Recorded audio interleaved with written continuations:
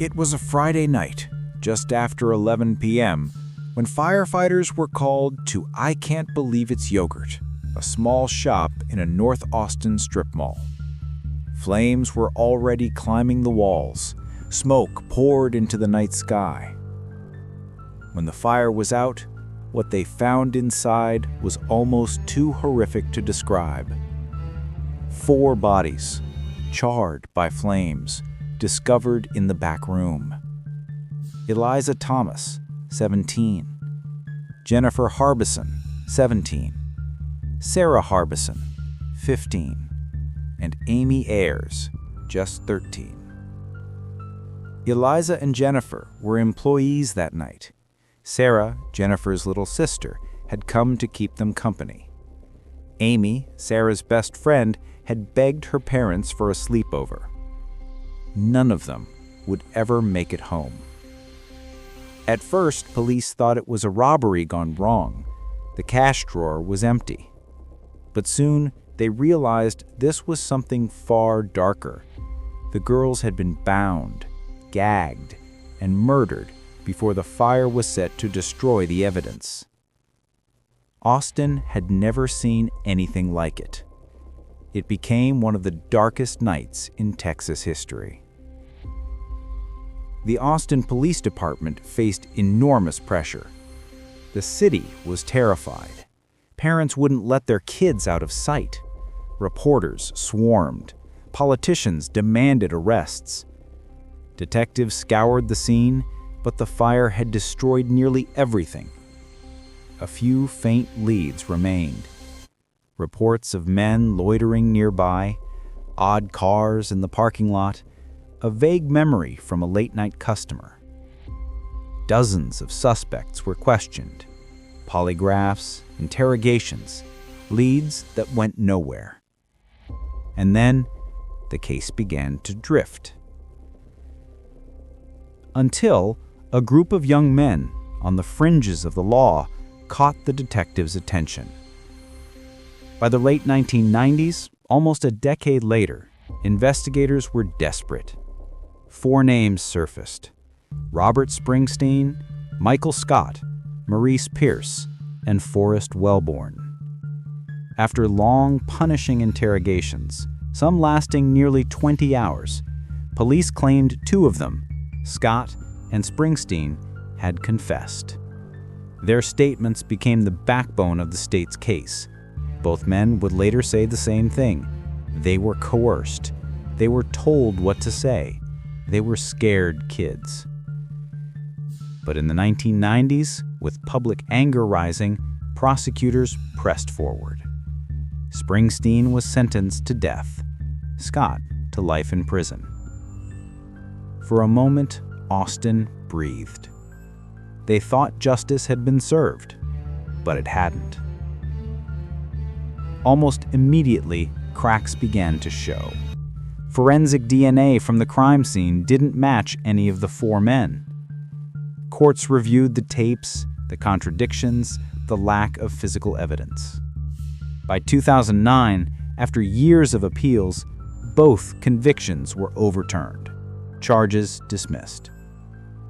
After a decade behind bars, they walked free. For the families, it was devastating.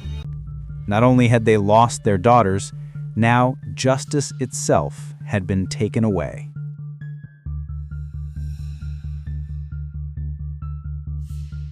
From 2009 onward, the yogurt shop murders became a symbol of failure, a case without answers. Detectives held onto the files. DNA samples were tiny, degraded. Technology wasn't ready. Yet the families never gave up. Every December 6th, they lit candles. They called reporters. They spoke at vigils. They waited. Until 2024, when science finally caught up. For years, it seemed like the case was frozen in time. Then came a revolution: genetic genealogy. It wasn't just CODIS anymore. Now, forensic scientists could compare unknown DNA to public genealogy databases, finding relatives, building family trees backward to a suspect. The same technology that caught the Golden State Killer was about to change Austin's history. Early 2024, Austin police retested the DNA from the scene with enhanced techniques, YSTR analysis, and genealogical matching. The result pointed to one name: Robert Eugene Brashers. Brashers was a violent drifter, a serial offender suspected in multiple rapes and murders across the Midwest and South. He had died by suicide in 1999 during a police standoff in Missouri. He was never on Austin's radar. Until now. Investigators exhumed his body for DNA. It matched the YSTR profile from the crime scene. Ballistics linked his firearm to bullets found inside the shop. Piece by piece, the picture formed. The man who terrorized 4 girls in 1991 was finally named.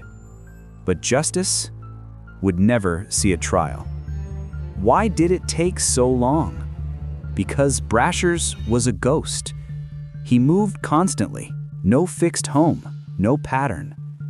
Back then, police databases weren't connected. And once Austin secured convictions in the 1990s, they stopped looking beyond their borders. By the time those convictions fell apart, Brashers was already dead. Only DNA, decades later, could pull him back into view. For the families, relief and heartbreak.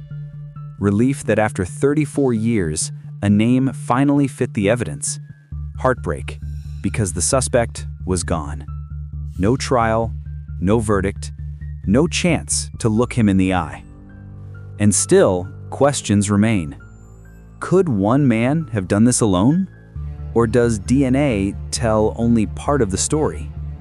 This case shows the power and limits of science. DNA can reveal hidden truths. It can free the innocent and expose the guilty. But it can't show everything that happened in those final moments. Public interest exploded after HBO's docuseries The Last Defense: The Yogurt Shop Murders. And then the DNA announcement. Decades of doubt, a new suspect. The timing was cinematic. Headlines everywhere. After 34 years, Austin's darkest mystery solved. For Austin, the case is a scar that never healed. Back in 1991, the city was innocent, a college town on the rise. That night changed everything. Parents became protective. Kids stopped walking home after dark. Fear lingered for decades. Even today, those who lived through it remember where they were when they heard the news. And finally, now, there's a name to the nightmare. But what does justice mean when the suspect is dead? Prosecutors can't put him on trial. They can't convict a corpse. All they can do is acknowledge the truth science revealed. For the families, it's bittersweet. No verdict, no closure, but finally an answer. But still, not every question is answered. Could Brashers have acted alone? Or did someone help him? Someone still alive, still unknown. After 30 years, memories fade, evidence decays, witnesses disappear. The truth may never be complete. The Yogurt Shop murders leave another lesson behind: the danger of wrongful convictions. Springsteen and Scott lost 10 years to a system too eager for closure. Their freedom stolen, like the girls' lives were stolen. The case warns us how easy it is to see what we want to see and miss what's right in front of us. But there's also hope. Science keeps moving. 30 years ago, DNA was barely a tool. Today, it's a spotlight in the dark. The Yogurt Shop murders join a growing list of cases solved through genetic genealogy, proving that truth doesn't age. It waits. For the families of Eliza Thomas, Jennifer and Sarah Harbison, and Amy Ayers, this was never just a case. It was their lives. Their fight for answers kept the story alive when the rest of the world moved on.